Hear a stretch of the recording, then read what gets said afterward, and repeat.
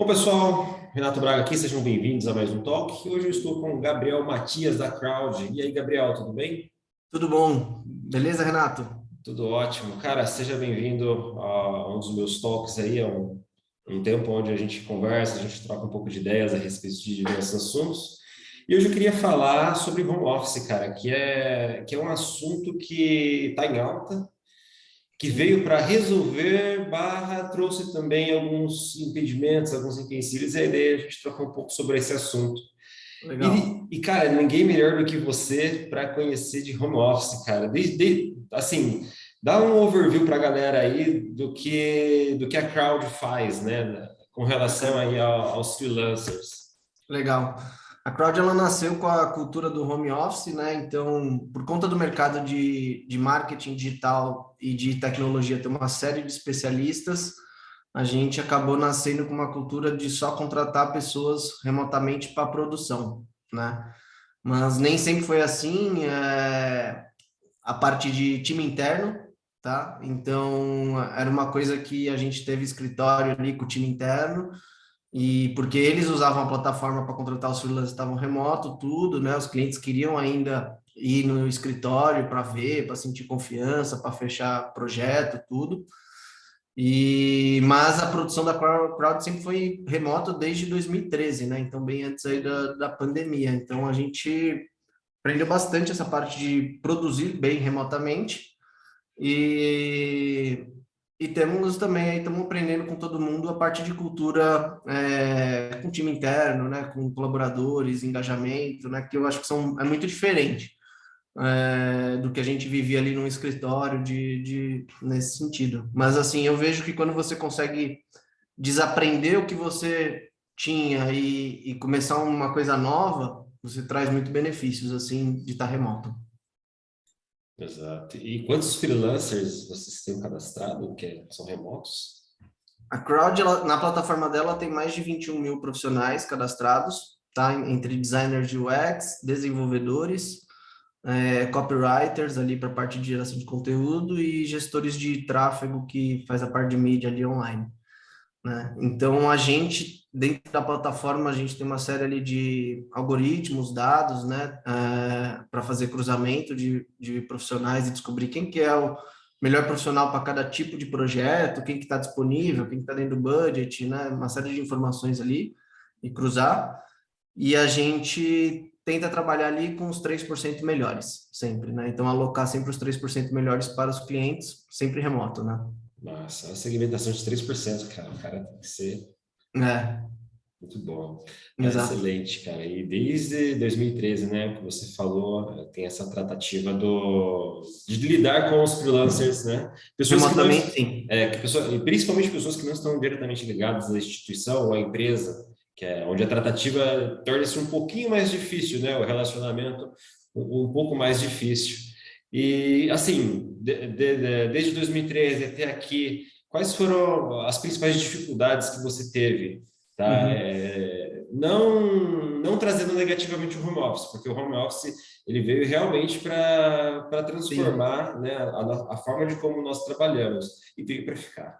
Mas quais foram os principais desafios para você ali que você viu que você enfrentou e teve que superar? Legal. Então, toda empresa que ela é disruptiva, ela tenta algo novo, ela acaba pagando um preço por uma curva de aprendizado, vamos dizer assim, tá? E eu acho que o preço que a gente pagou foi da gente ter, como a gente definiu que a cultura da Crowd sempre trabalharia com profissionais remotos, porque a gente acreditava que o mundo estava criando uma série de especialistas, ia ser começar a ser inviável ter aquele custo fixo para trabalhar por projetos, por clientes, uma série de coisas.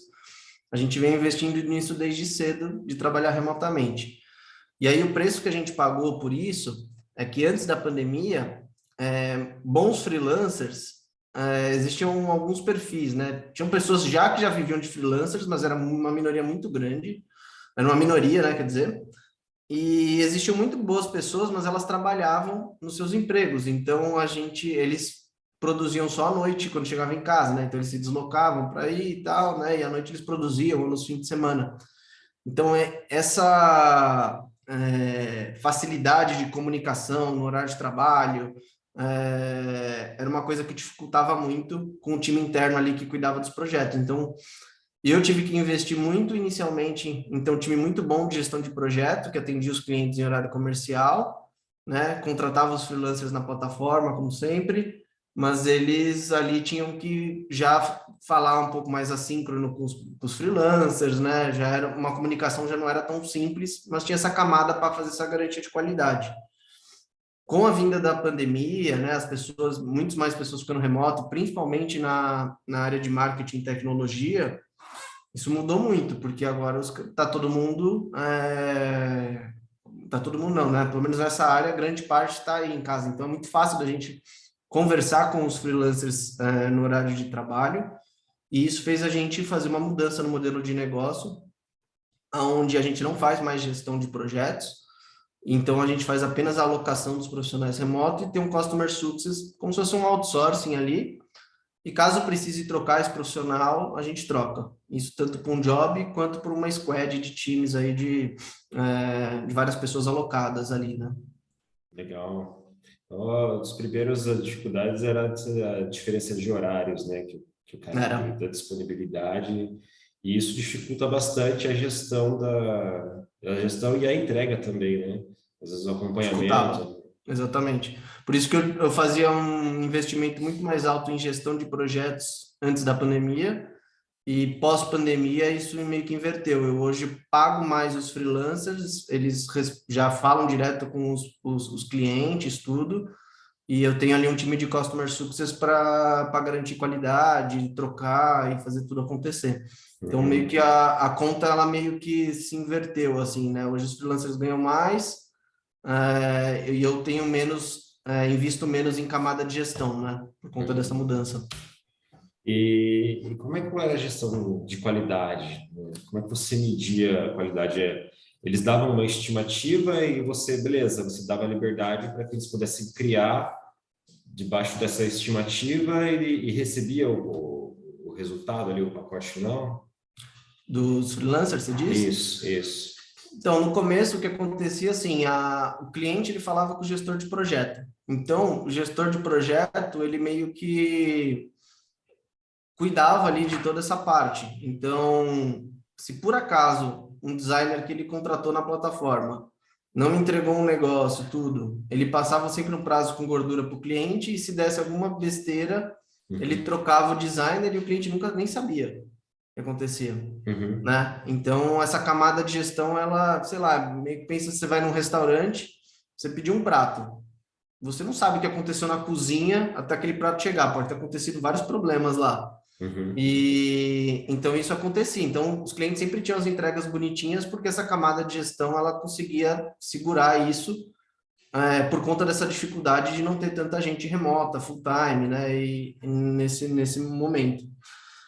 Hoje em dia não, hoje em dia é muito mais simples. Hoje em dia o cliente ele já paga um preço menor pelo serviço, porque esse custo da gestão ele saiu fora, né? Ele teve uma redução drástica. A gente paga um pouco mais o freelancer, e eles já desde o início ele sabe que ele está alocando ali um profissional. Então a gente está meio que posicionado entre uma agência e uma plataforma de freelancer. A gente é bem o meio termo, né? Então, sei lá, uma agência custa mais que a gente por conta da estrutura deles, e contratar um profissional direto é mais barato. A Uhum. diferença de contratar a crowd é que você tem ali, primeiro que eu consigo colocar um time muito rápido, de gente muito qualificada, porque a gente vai pegar só os Uhum. 3%, né? E muito rápido, falando, sei lá, um time a gente aloca em 14 dias, né? Um time com 5, 6 pessoas. Uma empresa para contratar 5, 6 pessoas na área de dev, na área do seu lado, demora meses, né? Demora. Então a gente consegue ser muito rápido, a gente já trabalha com os 3% melhores, e eu dou ainda uma garantia de, se por acaso alguém sai no meio do caminho, não sei o que, a gente faz a substituição, então tudo roda durante aquele período. Então, para as empresas, isso acaba sendo um ganho muito grande, assim, né? Em termos de coisa. Mas essa equação só conseguimos mudar por conta da virada da pandemia, né? Entendi. Sim, com você tirando a parte da gestão ali, você tem que avaliar muito bem o freelancer que você está colocando ali, e para isso, sim, é importante que essa pessoa tenha alguns skills, né, que Sim, diferenciam ali. Para você, quais são os principais skills que a pessoa precisa ter, tá, para se candidatar, né, para fazer parte aí? legal. Então, assim, vamos separando em.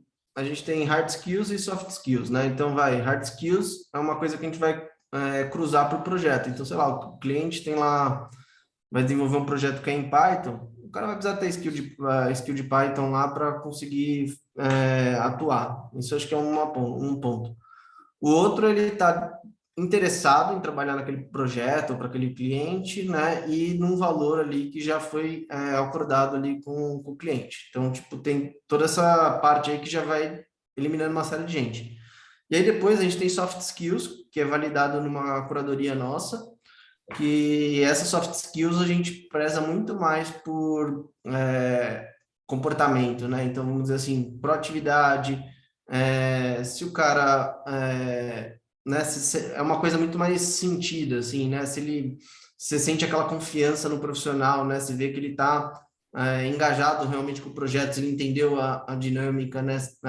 Então, a forma como ele se expressa, como ele te olha, são coisas que acabam dizendo muito nesse soft skills comportamental. Mas no Uhum. final das contas é se ele vai ser proativo, se ele vai se dar bem com pessoas, né? E para estar compondo aquele time. E essa parte de confiança que não tem uma coisa muito exata para dizer, né? Uma coisa de sentimento mesmo, né? Você vai Uhum, sentir uhum, isso. uhum. Eu tentei pontuando aqui, conforme você foi falando, seria mais proatividade, é, trabalho em equipe, né? Uhum, Confiança, tá? sim, E principalmente comprar a ideia do cliente, né? Porque ele está fazendo parte do time, ele tem meio sim, que vestir a camiseta do time, né? Que é um exato. dos Eu acho que principais. isso hoje em dia é o mais importante até, porque assim, hoje as coisas estão mudando muito rápido, assim como você faz. Então, se você sente que a pessoa está com aquela vontade de entrar naquele projeto, né? Você sente isso, ou o entendimento dela foi muito grande do projeto, então ela teve um aprofundamento naquilo. Então, isso é muito chave hoje em dia para você colocar aquela pessoa e ela desempenhar bem, ela tá feliz e o cliente ficar feliz, sabe? No final das contas. Uhum. Então, isso acho que esse nível de interesse, né? Então, isso você mede várias, às vezes pelas perguntas que ele te faz, que você postou do briefing, sabe? Tipo, para ver se ele tá. Então, acho que esse é um dos principais, é vontade, porque o resto, nessas áreas assim, tem muito conteúdo na internet. Então, você não vai saber tudo, mas você vai ter que ter desafios, né? E você Uhum. vai, às vezes, procurar ali e conseguir resolver ou falar com pessoas, né? Para conseguir fazer a solução. Então, essa vontade é determinante para funcionar, sabe? Perfeito. Trazendo isso, né, para os dias, para o contexto de squads, contexto de empresas que estão nos assistindo hoje, né, que de certa maneira são novas, né, nessa área do home office, né, tem aquela desconfiança de que, poxa, será que o cara está de fato trabalhando, está fazendo acontecer, não está? Uhum. Realmente vale assim, você avaliar esses pontos que você falou, né, da confiança, da Sim, proatividade, do trabalho em equipe e do vestir a camisa e confiar em que de fato a pessoa está fazendo um bom trabalho e também avaliar a entrega, né? Eu acho sim. que de tudo isso, o mais importante também é a pessoa estar entregando, tá fazendo acontecer junto com o time, né? É. Não, eu acho que assim, o que muda bastante é que antes, você no escritório, você tem uma sensação de controle, né? Porque tá meio que você tá, sei lá, quem é Pronto. da alta diretoria consegue passear pelo Uhum. escritório e ver se as pessoas meio que estão trabalhando, né? E dá uma falsa sensação ali que tá rolando as coisas. A grande mudança que eu vejo, e que aí ela envolve muito cultura das coisas, você precisa confiar mais na pessoa, você vai mensurar mais se ela está entregando resultado pela sua empresa, ah, e ao mesmo tempo, a liderança precisa criar mecanismos para que, conforme ela vai atingindo metas, ela vai evoluindo, né? Conforme o valor que ela vai agregando à empresa, ela vai conseguir então uma avaliação. E isso dá uma mudança muito grande, assim, de como que você... Então, você precisa aprender a medir mais por valor de entrega das pessoas. Para você medir mais por valor de entrega das pessoas, você precisa ter metas claras para que as pessoas consigam, né, sobre isso. Então, isso dá uma mudança muito grande. Aí você tem que confiar e mensurar a meta, né? Então, tipo, acho que essa é a grande mudança. E não ficar preocupado em usar software para ver se o cara está tomando café ou, né, ou se está atrás do computador e essas paranoias, né? Então, na verdade, o que Uhum. muda é uma mudança muito de cultura e que se os donos, né, ou a gestão ali da empresa não souber estipular bem essas metas, mensurar e dividido por pessoas, tal, dificilmente ele consegue ter uma cultura remota eficiente. Ele vai querer voltar para o escritório porque ele sente mais conforto em passear pelo Controle escritório e ver se direto. as pessoas estão atrás do computador, numa rede social, ou se eles estão de fato ali produzindo alguma coisa, né? Uhum.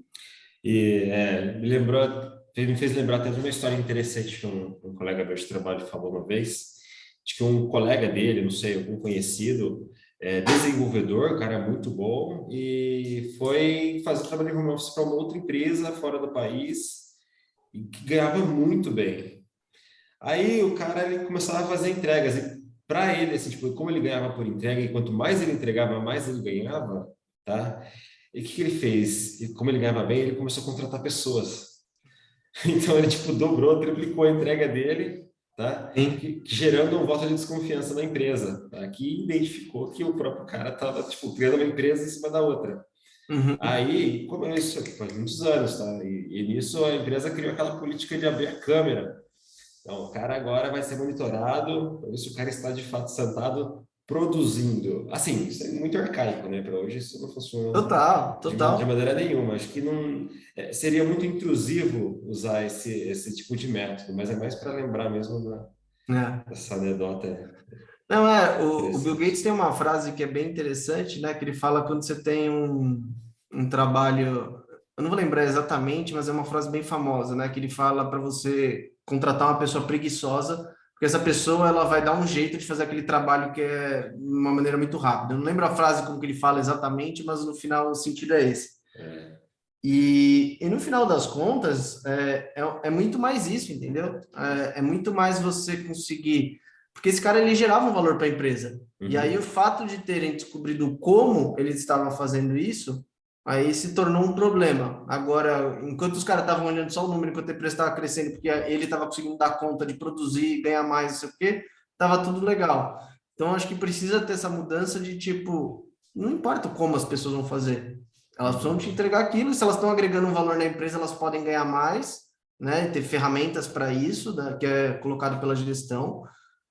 E, e aí deixa os caras se virar como vão fazer, deixa o ser humano usar a criatividade, entendeu? E as pessoas que vão agregando mais valor na empresa vão ganhando mais e vão crescendo mais Uhum. rápido. É uma Exato. mudança muito grande de gestão, assim, de comportamento. Eu acho que esse desaprender para aprender é o ponto mais longo que tem, sabe? Exatamente. A parte mais difícil para as empresas em si é essa, você desaprender para aprender, Sim. né? Fazer parte dessa transformação. É, E ao seu ver, né, o home office ele trouxe mais produtividade para a empresa? trouxe bem mais, bem mais, Tá. bem mais. E óbvio, assim, eu acho que todo mundo passou por isso, né? Eu acho que a pandemia, primeiro todo mundo ficou ali enclausurado, ali em casa, e aí isso trazia uma série de sentimentos, né? O ser humano é uma pessoa que quer conviver com pessoas, tal, né? Então, um monte de gente fala, não gosto do home office, não sei o quê, mas na verdade era uma mistura de sentimentos por você estar ali enclausurar. Agora, outra coisa é quando você só usufrui dos benefícios do home office, né? Então, Exato.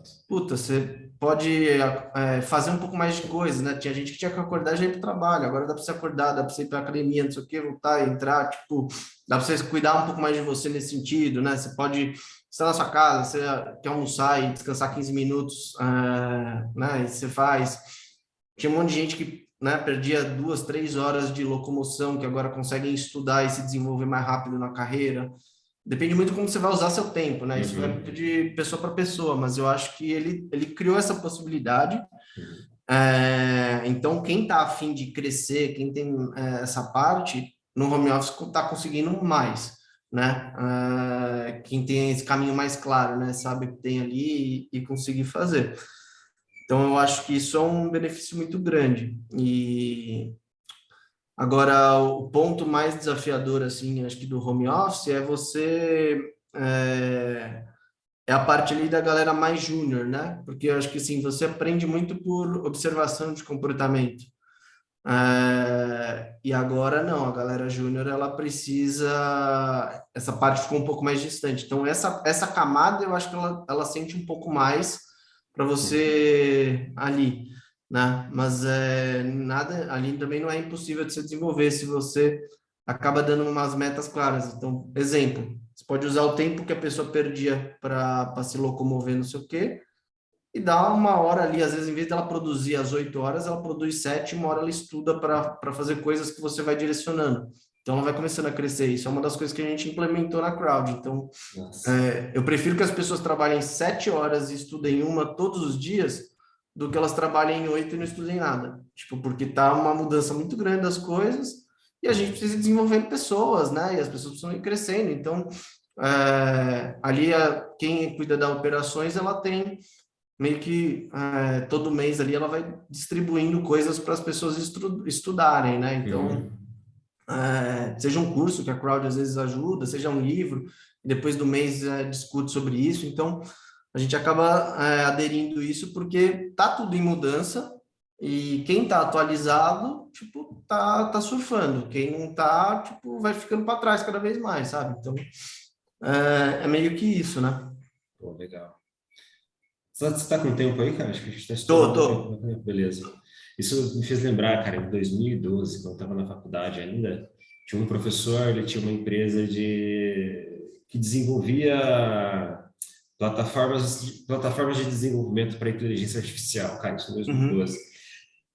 E 100% do time dele era home office, cara. E o ponto interessante é que todo mundo queria trabalhar para ele. O cara não trabalhava 8 horas, trabalhava apenas 4 horas. São 4 horas focado, Produtiva.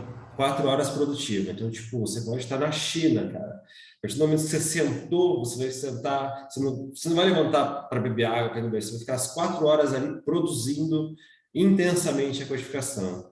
Tá? Codificava intensamente ali. E funcionava. Uma empresa que, cara, nem sei se existe ainda até hoje, mas Uhum, com era uma certeza. cultura que os próprios alunos dele começaram a dar aula na faculdade e falavam, não, de fato, isso funciona. E isso aumentava muito a qualidade de vida da galera, né? Porque depois dessas 4 horas, o cara tem essa liberdade de fazer o que quer, cara. Até Sim. pegar outro job, fazer alguma outra coisa.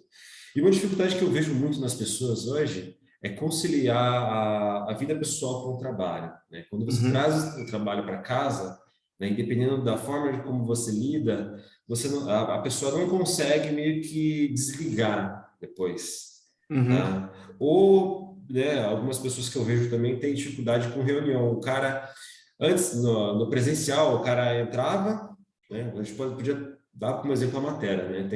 A matéria ela tem uma sede grande em Campinas e várias salas de reuniões. Então, a gente tinha ali uma reunião numa sala e depois a gente se locomovia para outra sala, tomava um café e tudo mais, depois ia para uma outra reunião numa outra Sim, sala. sim.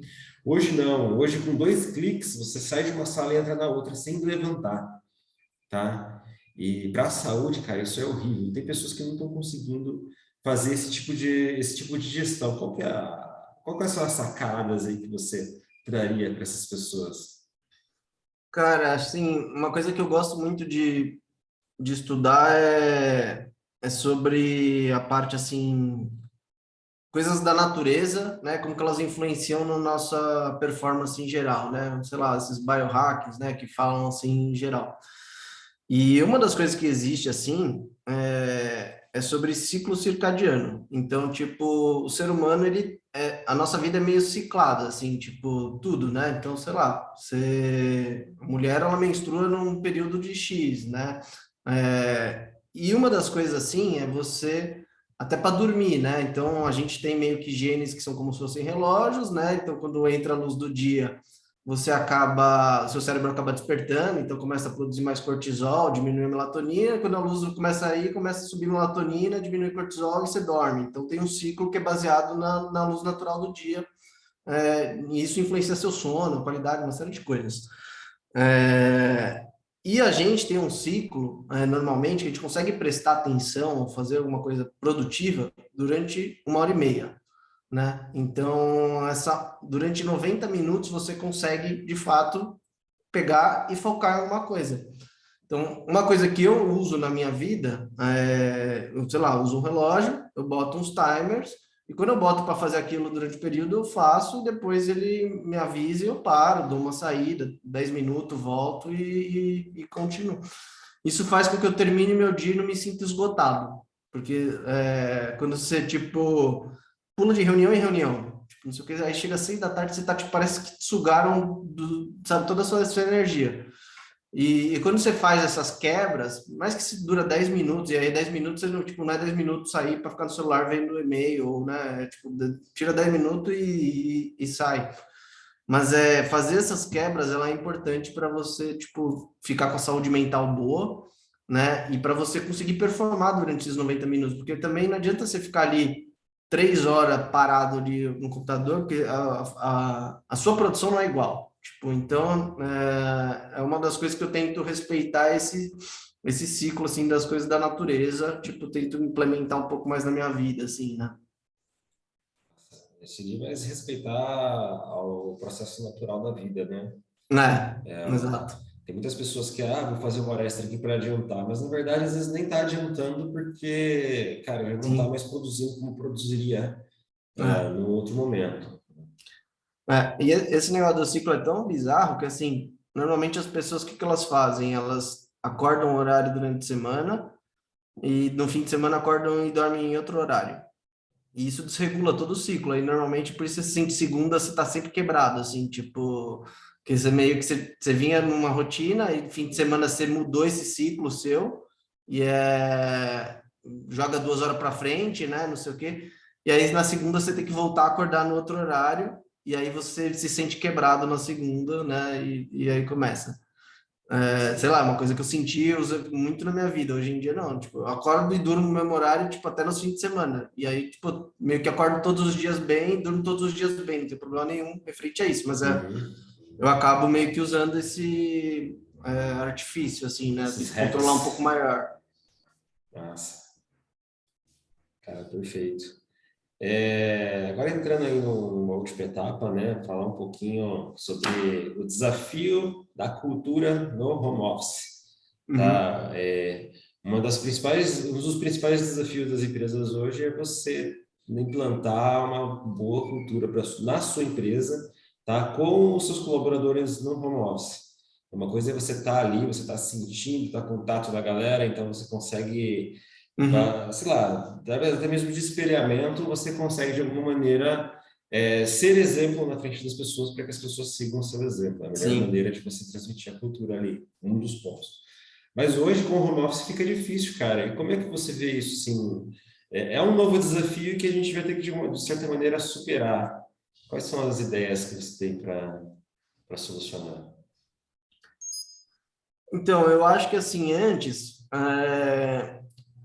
o que que acontecia? Vai, sei lá, você tem aí um empreendedor, vai, que ele está assumindo uma série de riscos, né? E às vezes outra, né, tá trazendo investidores, tal, para abrir um negócio, contratar pessoas, tal. E aí meio que a contratação ele assume meio que todo o risco pelo que ele está desenhando, vamos dizer assim, né? Uhum, Então ele está vendendo as coisas por X, ele está pagando as pessoas ali para trabalhar tais horários, ele está falando o que as pessoas precisam trabalhar, não sei o quê, para no final sair ali uma margem e tal, né?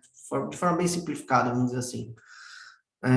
Agora, o que acontece, como as pessoas estão distantes, e às vezes elas estão a uma conexão de um emprego novo, e, né, e não é diferente. Antes as pessoas, tipo, puta, o cara morava no interior, aí ele recebeu uma proposta de São Paulo, ele se mudava para São Paulo para trabalhar perto, então ele levava toda a família, e a filha está matriculada numa escola ali e tal, não sei o quê. Agora ele está na casa dele.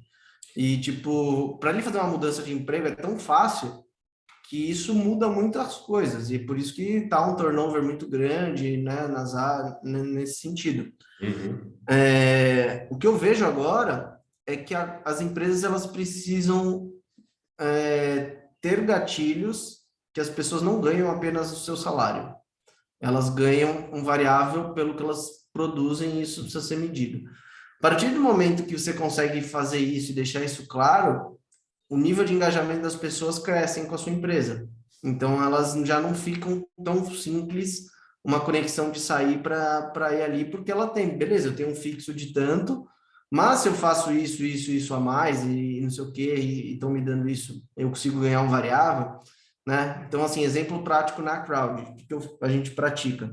Os Customer Success aqui, eles ganham um salário fixo, eles têm níveis de senioridade baseado em quantidade, projeto, avaliação que os clientes fazem, tal, tem um negócio ali que eles sobem a tabela de senioridade deles. E, além disso, eles recebem comissionamento por fazer upsell. Então, eu quero que eles ali estejam engajados ali com os projetos, né? Que o freela que ele colocou esteja atendendo bem, porque se ele está atendendo bem, ele vai ter mais oportunidade para fazer upsell, né? Porque se o cara não está feliz com o trabalho nem que foi, ele não vai conseguir. Então, tem uma série de coisas ali, então ele tem um mecanismo para ir recebendo mais, né? Nesse sentido. Então, assim, esse tipo de coisa acaba meio que mudando, assim, o nível de engajamento nisso, né?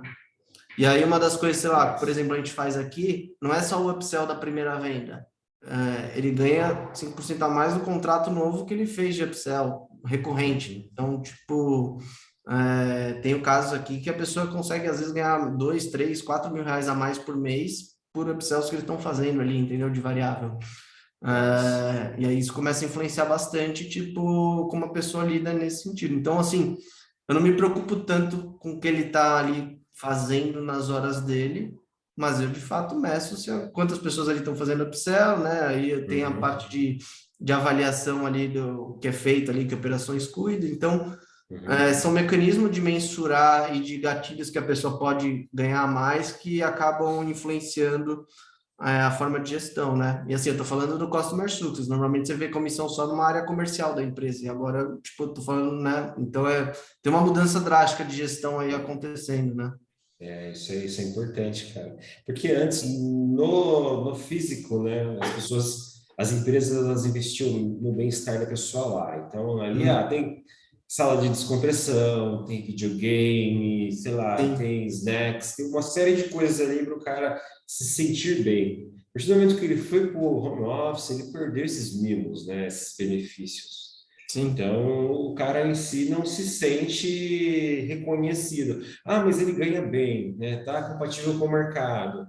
Mas falta esse tempero, né? Então, Alto. a dica para as empresas é vamos dar uma transformada nesse tempero a fim de reconhecer o esforço É. daquele que está ali, né? Trabalhando pela empresa. A XP acho que é um grande caso, né? Eles trabalham muito com partnership também, então eu acho que ele já tem uma cultura, né? E foi uma das que assumiu inicialmente muito rápido essa parte do remoto. Então eu acho que assim essa parte de envolver mais os colaboradores com métricas que variam o negócio nesse variável, eu acho que é uma das coisas chaves daqui para frente, né? Seja vesting de sociedade, seja percentual assim por performance mensurado. Eu acho que isso é uma das coisas. Eu acho que outra coisa assim que eu gosto de pensar é assim, o ser humano ele está na Terra para evoluir. Então todo mundo que se sente evoluindo, você se sente bem. Se você sente que você estagnou, né? Isso é muito claro com o dev. Dev às vezes ele prefere ganhar menos em oportunidade que ele vê que ele tem um caminho de evolução e que ele vai, tipo, isso é muito claro para eles assim.